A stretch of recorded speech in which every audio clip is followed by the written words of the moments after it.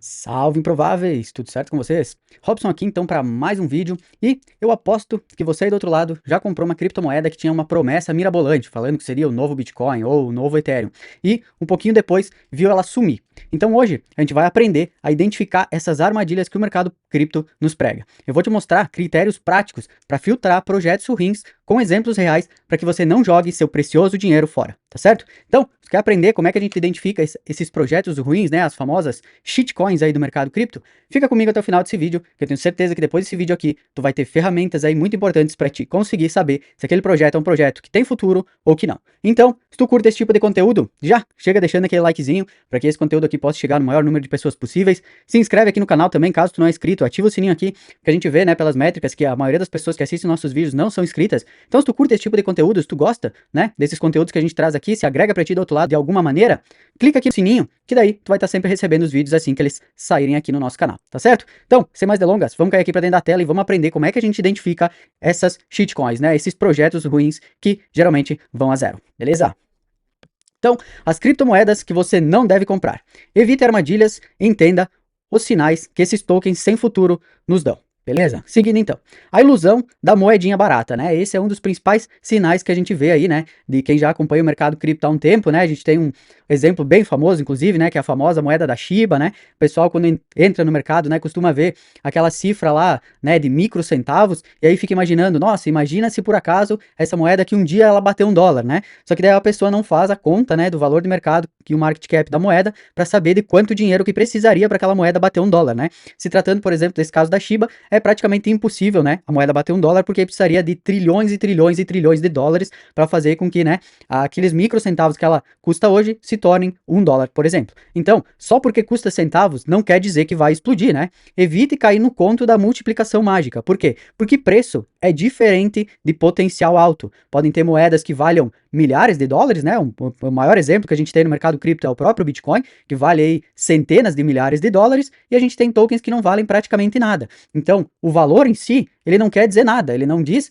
né, que aquela criptomoeda ela tem um grande potencial de explosão ou não. Até porque a gente pega o Bitcoin, ele saiu, por exemplo, né, do último ciclo ali de $16 mil mais ou menos, e hoje ele bateu mais de 124, né, o seu all-time high aí. Então, ele multiplicou aí, né, quase 10 vezes do valor que ele estava no último fundo. Se a gente pegar mais para trás ainda, dá muito mais. Então, isso não tem nada a ver, né? Não quer dizer nada. O que a gente tem que analisar é o quanto de dinheiro que aquela moeda tem ali dentro, qual é o potencial dela e fazer uma estimativa de um pouquinho mais longo prazo para saber até quanto ela pode ir ou não. Então, a gente tem que parar com essa ideia de que moeda barata, ela pode multiplicar várias vezes. Isso não quer dizer nada, né? A gente viu, por exemplo, eu vou dar um outro exemplo aqui, a Hyperliquid, né? Foi um projeto que, se eu não me engano, ele saiu com um valor de mercado de 6,50, se eu não estou enganado, e ela bateu mais de $50. Então, se for pegar por preço, já tá um pouco caro, $6,50. Ela multiplicou aí basicamente por 10 em menos de um ano, né? Porque ela foi lançada em novembro do ano passado. Então, em menos de um ano, ela fez aí quase 10x do valor que ela foi lançada. Então, o preço em si, né? O valor da criptomoeda não quer dizer nada, não significa nada para quem está investindo. Seguindo, cripto versus token, né? Uma das premissas básicas da Web3 aqui, né? Das criptomoedas. Se você ainda não entende muito bem o que significa criptomoeda, o que é token, eu vou deixar um vídeo aqui no card depois, vocês podem assistir lá. Eu fiz um vídeo específico só para isso, né? Falando o que é criptomoeda, o que é token, tudo mais, explicando a diferenciação entre os dois também, né? E tudo mais. Mas, resumindo, tá? Para vocês. Criptomoeda, ela tem a sua própria blockchain. A gente tem um exemplo, por exemplo, aqui, né? Da Ethereum, a Solana, o próprio Bitcoin, é uma criptomoeda, né? E o token, não, o token, ele está alocado em alguma blockchain, então ele é criado sobre outra blockchain. Por exemplo, eu deixei aqui o token da Uniswap, que ele é um token que está dentro da blockchain da Ethereum, então ele não é uma criptomoeda. Por quê? Porque não tem blockchain própria. Criptomoeda tem blockchain própria, token não tem. Resumidamente, é isso, né? Então, tokens, né, que são os que estão dentro da blockchain, né, dentro da criptomoeda aqui, eles são mais fáceis e baratos de serem criados, por exemplo. Então, eles têm mais risco de serem lixo. Por quê? Se a gente pegar, por exemplo, aí, sites famosos que a gente tem hoje, né, a própria PumpFun, alguns outros sites aí, você consegue criar moedas com centavos e com poucos cliques. Então isso fez com que muita gente, né, criasse suas próprias criptomoedas meme, geralmente, né, que não servem para nada, não tem uma utilidade própria, para, né, tentar angariar fundos para aquela criptomoeda e na maioria das vezes para roubar as pessoas, né, para dar o famoso rug pull, que é a puxada de tapete. Então a pessoa faz o quê? Ela cria qualquer cripto lá, ela pega, coloca um número de tokens à venda e a maior parte desses tokens ela segura para ela. Assim que começa a entrar dinheiro naquela criptomoeda, as pessoas começam a comprar, ela vai lá e faz o quê? Ela despeja no mercado, geralmente, né, toda aquela quantidade que ela segurou para ela de tokens. Então, é muito mais fácil tu ver, né, um token aqui dando problema, né, sendo, vamos dizer assim, lixo, né, do que uma criptomoeda. Por quê? Porque a criptomoeda ela tem toda uma estrutura, né? Precisa investir bastante dinheiro para te criar uma blockchain, né, para fazer toda a estrutura que tu precisa em cima de uma criptomoeda. Então é muito mais difícil uma criptomoeda ser lixo do que um token, né, que tu cria ali com alguns minutos, alguns cliques e pouquíssimo dinheiro, né? Então é muito mais fácil que a gente ver tokens que não valham nada do que criptomoedas. Beleza? Então, outro ponto interessante, a documentação do projeto, né? Não tem documentação? Fuja. Sempre dê uma olhada no white paper, né? Se não tiver o white paper, se não tem um time público, né? Tem muita gente que faz o quê? Até a gente viu alguns casos, né, de bons tokens que não tem o time público. Vou dar um exemplo aqui. A Berachain, por exemplo, né? O pessoal, ele, vamos dizer assim, entre aspas, né? Ele se escondia atrás, né, de JPEG de ursos ali, né? Que é a temática da blockchain deles, da Berachain. Só que a Berachain, ela é um sistema totalmente diferente, né? Ela tem a sua própria blockchain, eles fizeram ali, né, uma estrutura gigantesca, né, no projeto deles, então é uma coisa bem diferente. Agora, se a gente pega qualquer token por aí que a gente tá, né, pesquisando na internet e encontrou o token, e a gente vê que aquele time ali ele não é público, tu não tem informações muito bem definidas de onde que essas pessoas trabalharam, se elas já são, né, pessoas que têm experiência com o mercado cripto, se não tem, enfim, né? O time é bem importante, né, para saber o que pode vir daquela criptomoeda, daquele token, né? Por quê? Porque tu já tem uma base de saber a experiência das pessoas que estão por trás do projeto. São pessoas que não são muito conhecidas no mercado, estão no seu primeiro projeto, já são pessoas mais experientes, já lançaram outros projetos que deram certo ou, né, que não deram certo. Então, sempre dá uma olhadinha para ver o público aqui, né? Como é que é o time, se ele é público ou não é. Outra coisa é o white paper, né? Se ele é muito confuso. Então, muitas vezes a gente lê um white paper que ele basicamente não diz nada de nada, né? Então, são 3 bandeiras vermelhas aqui, né, as famosas red flags que a gente chama, que causam um problema quando a gente está analisando um token. Então, se não tem um white paper, se não tem time público, ou se tem um white paper, mas aquele white paper ele é muito confuso, ele não te dá clareza sobre o que o projeto está realmente fazendo, sobre qual que é o intuito daquele projeto, né, realmente em fazer aquela criptomoeda, em fazer aquele token, aconselho ficar longe. Por quê? Porque transparência é tudo, né? Então, se o projeto ele esconde o básico do investidor, que é um bom white paper, né, quem que é o time que está por trás daquele projeto e quais são as perspectivas dele de futuro, não sei se faz sentido tu investir num projeto assim, né? Eu, pelo menos, não invisto. Então, transparência é tudo. Se o projeto esconde o básico, corra, fuja desse tipo de projeto aqui. Beleza? Dando sequência aqui, outra questão, marketing muito agressivo, tá? Isso é um alerta pra gente ficar de olho aqui. Por quê? Porque quando projetos pegam, né, e começam a pagar influenciadores, começam a fazer promessas absurdas, né? Eles criam ali um certo hype artificial. Cuidado. Por quê? Porque a gente já viu, né? Quem tá um pouco mais de tempo no mercado já viu aquela velha máxima, né? Esse meu projeto aqui vai ser o novo Ethereum, vai ser o novo Bitcoin, né? Por quê? Porque, cara, promessas muito absurdas assim, a gente tem que abrir o olho. Por quê? Porque quando tu fala demais de alguma coisa, né? Tu quer erguer muito a moral do teu projeto específico, pode ser que por trás ele esteja escondendo algumas coisas que não sejam, né, tão legais assim como tu fala. Então, a própria comunidade é quem tem que falar se o teu projeto é bom ou não, né? É a própria comunidade que vai dizer, não, esse projeto faz sentido, esse projeto não faz, tem sentido, né? A gente investir nisso ou não. Quando o próprio marketing do projeto, ele é muito agressivo, ele tenta, né, de certa forma, impor as coisas, dizendo que ele vai ser maior que o Bitcoin, que vai ser melhor que o Ethereum, que vai dominar o mercado em pouquíssimo tempo, fica aí também um ponto de alerta, porque a gente sabe que não é assim que as coisas funcionam, né? Que leva tempo, que projetos bons eles se consolidam com o tempo, criando uma comunidade forte. Então, quando ele vem com esse marketing agressivo aqui, é sempre um ponto de cuidado que a gente deve ter também, beleza? Seguindo, a gente vai então para as informações, né, da questão do market cap do projeto. Por exemplo, a gente tem um market cap muito baixo. Cuidado. Por quê? Porque projetos, por exemplo, né, abaixo de 50 milhões de dólares, eles são altamente arriscados. Por que que isso? Porque projetos bons, lá nas primeiras rodadas, né, que a gente chama de rodada seed, né, investidores anjo ou venture capitals que investem no projeto, geralmente eles botam mais do que esses 50 milhões aqui que a gente está dando de exemplo, tá? Então, projetos que eles têm um market cap menor do que 50 milhões, é porque é um projeto que ele é, vamos dizer assim, mais duvidoso, tá? A gente não consegue confiar muito em projetos com um market cap tão baixo. Por quê? Porque se não tem venture capitals, né, não tem pessoas que já conseguiram enxergar que aquele projeto ali ele tem um potencial maior, muitas vezes não vamos ser nós, né, que vamos investir para fazer com que aquele projeto se torne um projeto bom, quando muitas vezes quem é especialista nisso, né, maiores, vamos dizer assim, especialistas nisso, né, que são os venture capitals e investidores anjo, que, né, os caras só fazem isso, só investem em projetos pequenos e ajudam esses projetos a crescer. Então, se esse pessoal não, né, conseguiu investir, né, achou que não era relevante investir nesses projetos, provavelmente para nós também não seja interessante fazer esse investimento, né? Por quê? Porque você pode investir nesse tipo de projeto quando? Quando você separa um capital que você está preparado para perder. Por exemplo, eu vou investir aqui $100 nesse projeto, mas eu tenho ciência que esses $100, se eu perder, não vão me fazer falta. Aí, beleza, tudo certo. Se tu sabe que tu pode perder tudo, tranquilo, é tua escolha e risco, né? Então, outras coisas que a gente tem que olhar quando esse market cap ele é muito baixo é a tendência no gráfico. Por quê? Porque pode ser que mesmo tendo um market cap baixo, ele esteja com um gráfico numa tendência de alta, né? Ele seja um produto que ele está tendo tração, que ele está ganhando mercado aos poucos, né? Outra coisa, volume. Como é que está sendo o volume daquela cripto em si? Tá tendo volume de negociação? Não tá? Tá uma coisa mais parada? Mesmo com market cap baixo, tem bastante volume de negociação, bastante gente tradando aquela moeda. E a outra coisa importante é a questão dos investidores institucionais, né? Que foi justamente o que eu comentei aqui para vocês no início. Tem gente grande por trás investindo, né? Tem esses investidores anjo, tem algum venture capital já, né, conhecido de tier 1, 2, que está investindo nesse projeto? Se tiver, já fica um projeto mais tranquilo de se investir. Agora, se não tem nenhuma dessas coisas que a gente comentou aqui, aí talvez já seja um projeto que não vale a pena também a gente investir, né? Seja aí uma shitcoin, e daqui a pouco a gente vai botar o dinheiro ali, vai a zero e a gente vai acabar perdendo ali o nosso poder de investimento, beleza?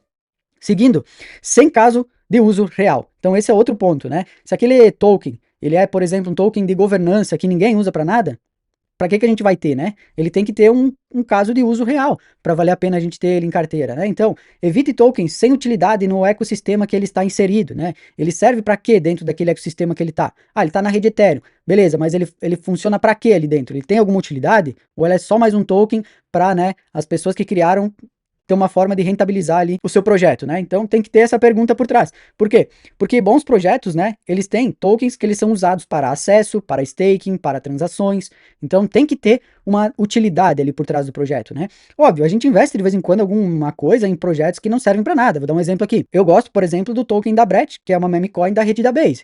Ela não tem utilidade nenhuma, é um token meme. Só que eu não vou pegar todo o meu dinheiro e vou colocar nessa criptomoeda, nesse token, né? Vou pegar o quê? Vou colocar só uma migalhinha, que é aquilo que a gente falou no slide anterior. Se caso eu perder, tá tranquilo. Por quê? Porque é um alto risco que eu tenho, com alto potencial de multiplicação, mas que também pode ir a zero. Então tem sempre que fazer esse contrabalanço de investimento.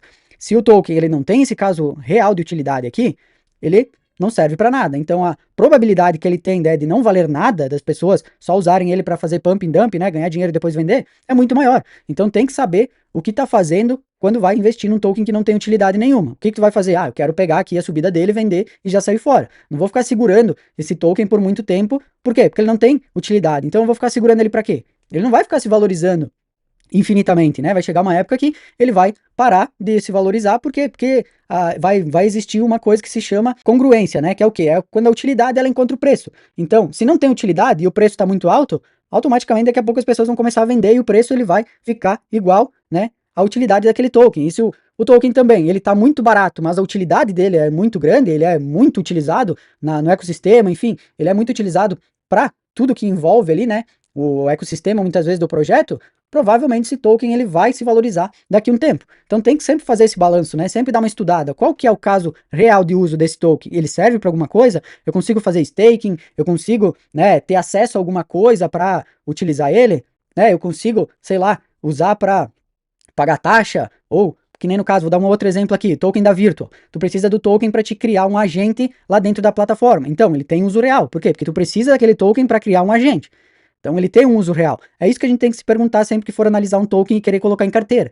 Ele tem uso real? Serve para alguma coisa? Não serve? Então talvez não seja legal, né, colocar muito dinheiro ali. Se tu quer fazer uma especulação, colocar um valor baixo ali para tentar fazer uma multiplicação de várias vezes, é aquela coisa que a gente comentou no slide anterior. Coloca um valor que tu tá disposto a perder caso não dê certo. Beleza? Seguindo, outra coisa importante de se olhar, né, quando a gente vai analisar esses tokens, é a questão do tokenomics. Então, tokenomics duvidoso, né? A concentração ela está muito alta nas mãos do time, por quê? Porque se tiver, isso é um problema. Por quê? Porque, começa a valorizar o token, ele está muito concentrado na mão do time, quem é que nos garante que esse time ele não vai querer vender esse token? Por quê? Porque eles já fizeram uma multiplicação ali de várias vezes. Então quem é que garante para nós que esse time não vai vender esse token e vai despejar na minha cabeça que comprei depois deles, né? Eles têm esse token desde que o token foi criado. As pessoas que estão entrando naquele token ali estão comprando conforme o token vai subindo, geralmente. Então quem é que me garante que quando um token está muito concentrado nas mãos do time, esse time uma hora não vai despejar e não vai vender? Vou dar 2 exemplos para vocês aqui, né, de 2 tokens que são assim. XRP. Mais de 90% de todo o supply da moeda está na mão do time.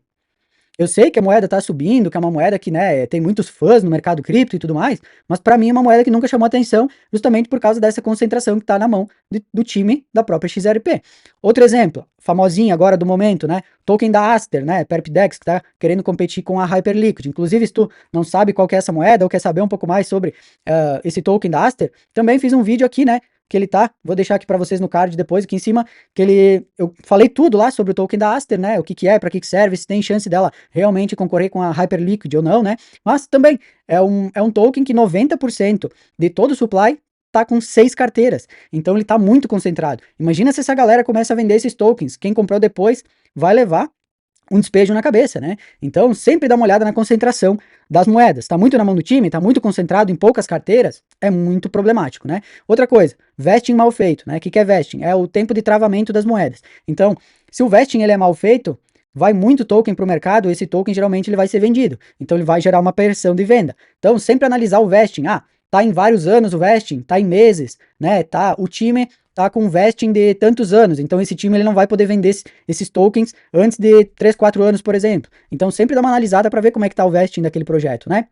Outra coisa, distribuição injusta, né? Tokenomics, como é que tá essa distribuição aqui, né? Foi muito para o time? Tá muito concentrado na mão de poucas pessoas? Como é que tá isso? Foi, né, distribuído para quem esses tokens aqui? Então, outra coisa bem importante de se olhar. Então, se caso tiver essas coisas que a gente comentou aqui, né, concentração nas mãos do time, um vesting mal feito, uma distribuição que ela não é justa, né, ocorre o risco alto aqui, né, de dump a qualquer momento. Então, o tokenomics de um projeto é uma coisa essencial para te analisar quando tu for analisar um projeto. Por quê? Porque tu tem que saber isso aqui. Tu tem que saber com quem que tá a maior parte da concentração dos tokens. Como é que foi o vesting daquele projeto? Como é que tá a distribuição? Tá na mão de quem? Esses tokens, né? Pra te saber o que pode vir a depois, pra te depois não levar um dump na cabeça e não saber o que tá acontecendo, né? Outra coisa importante, né? Uma das mais importantes, inclusive, no mercado cripto é comunidade. Se o projeto, ele não tem uma comunidade engajada, né? Não tem uma comunidade forte, esquece. O projeto não vai pra frente. Por quê? Porque se não tiver ninguém engajando, né? Sem atividade real nas redes sociais, Discord do projeto, né?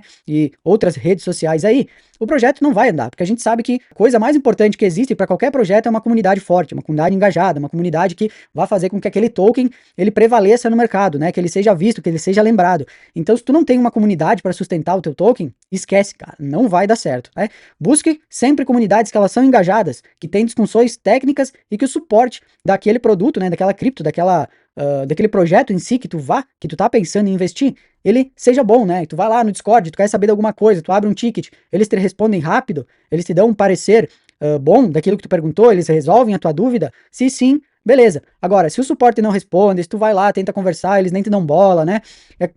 Eles te deixam meio que canteado, não estão nem aí, cara, é um projeto lixo, não investe nisso aí, porque com toda certeza, futuramente tu vai ter problema com ele. Beleza? Seguindo. Então a gente tem um exemplo prático, né? Como a gente avalia. Exemplos de bons projetos, né? Blockchain própria, né? Que é a criptomoeda que a gente comentou. Ele tem um white paper claro, ele tem um volume real e ele tem um time transparente, né? Esses são pontos positivos de um bom projeto. Agora viemos então para os exemplo negativo de projeto, né? Um exemplo do mau projeto. Meme token, né, sem uso, porcaria, como a gente comentou, né, um marketing muito exagerado, como a gente comentou, eles acabam fazendo ali, muitas vezes, um marketing muito agressivo para querer divulgar alguma coisa que muitas vezes não faz sentido nenhum, e um volume falso, né, geralmente bots que ficam ali tradando, fazendo wash trading e tudo mais, querendo inflar o real volume que aquele projeto tem, beleza? Então, para finalizar, eu deixei um checklist rápido aqui para a gente fazer quando a gente for analisar um projeto, né, então, antes de comprar, responda sempre. Tem o white paper? O time é público? O token é útil? Ele serve para alguma coisa? Há liquidez ali no projeto e volume real? Quem já investiu nesse projeto, né? Então, se a resposta for não para a maioria dessas perguntas aqui, né? Fuja do projeto, porque com quase toda certeza do mundo é um projeto lixo, é um projeto que vai te escamar, que provavelmente vai ser um rug pull e que vai te fazer perder dinheiro no longo prazo. Beleza? Então, finalizando aqui, não compre hype, compre fundamento, seja seletivo. filtre projetos, né? Porque não adianta nada tu ter 50 moedas em carteira com um pouco dinheiro em cada uma e muitas vezes tu deixar, né, de investir em projetos um pouco mais consolidados, que são um pouco melhores, ter um número menor, né, de projetos em carteira, com um aporte um pouquinho maior em cada um, porque se eles multiplicarem várias vezes, tu vai ter um valor um pouco maior concentrado ali e vai te dar uma diferença real na tua carteira, do que, por exemplo, tu ter, sei lá, 100, 200 dólares em cada token e tu ter 50 tokens em carteira, né? Isso é uma das coisas que a gente preza muito lá na nossa comunidade, né? Que a gente ensina como a gente faz uma carteira. Então não adianta a gente ter uma carteira cheia de tokens que não vão trazer resultado nenhum, mesmo que, por exemplo, um desses tokens dos 50 que a gente tem, ele faça uma multiplicação legal, né? A gente não vai surfar muito, porque tem muito pouco dinheiro colocado ali. Então, o ideal é tu ter uns 10 tokens em carteira, geralmente, né? De 10 a 15 no máximo, dependendo do capital que tu tem investido em cripto, para ti ter um resultado realmente bom e tu concentrar um valor um pouco melhor em cada ativo em si, né? Então, comenta aqui para mim, qual foi o maior erro que tu aí do outro lado já cometeu no mercado cripto? Qual foi a moeda que tu comprou que deu errado? Qual foi a moeda que tu comprou que deu muito bom? Se tu já utilizava, né, essas ferramentas que a gente comentou aqui, né, nesse vídeo para poder analisar se um token ele realmente faz sentido ou se não faz, deixa aqui para mim nos comentários o que tu faz aí do outro lado, se tu já utiliza isso, não utiliza, que a tua opinião é sempre bem importante aqui para nós também, tá certo? Então, por hoje eu fico por aqui, lembrando sempre, galera, disciplina é o único atalho, fiquem todos com Deus e tchau, tchau.